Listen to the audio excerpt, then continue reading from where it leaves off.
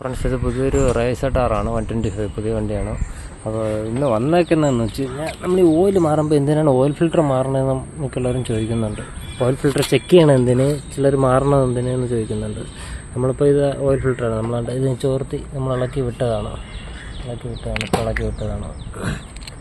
ഇത് എന്ന് പറഞ്ഞാൽ ഇതിൻ്റെ പ്രശ്നം കണ്ട, ഇതേണ്ട ഈ ഡസ്റ്റും കാര്യങ്ങളെല്ലാം കാണാം. അപ്പോൾ നമ്മൾ നമ്മുടെ എൻജിൻ ഓയിലിൻ്റെ ബോൾട്ട് മാത്രം ഇളക്കിയാൽ പോരാ, ഈ ഒരു ബോൾട്ടും കൂടെ ഇളക്കി ഇതിൻ്റെ അകത്ത് ഫിൽറ്ററും കാര്യങ്ങളൊക്കെ ഇനി പെട്രോളിന് അടിച്ച് ക്ലീൻ ചെയ്ത് വൃത്തിയാക്കി എടുത്തിട്ട് ഇതിൻ്റെ അകത്ത് ഇടാക്കുള്ളൂ. ഇല്ലെങ്കിൽ വേണ്ട ഇതണക്ക് ബ്ലോക്കാവും. ഇതണക്ക് ബ്ലോക്കായി കഴിഞ്ഞാൽ വാൽവിലോട്ടൊന്നും പമ്പ് ചെയ്യൂല, പമ്പിങ് കുറയുമ്പോഴത്തേക്ക് പെട്ടെന്ന് പിസ്റ്റൻ പിടിക്കും, വാൽവ് കംപ്ലൈൻ്റ് ആവും, റോക്കറാം, ക്യാം ഷാഫ്റ്റ്, അങ്ങനെ കുറേ സാധനങ്ങളുണ്ടാവും, എല്ലാം പ്രശ്നമാവും.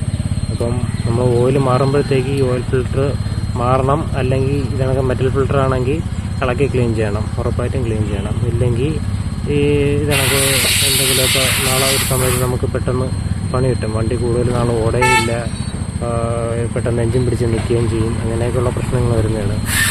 അപ്പം നിങ്ങൾ കമ്പനിയിൽ പോകുമ്പോഴത്തേക്ക് മസ്റ്റായിട്ടും ഈ ഫിൽറ്ററും കാര്യങ്ങളൊക്കെ ക്ലീൻ ചെയ്യാൻ പറയണം. ഇപ്പോൾ ആദ്യമായിട്ടാണ് ക്ലീൻ ചെയ്യുന്നത്, അതാണ് ഇങ്ങനെ ഇരിക്കുന്നത്.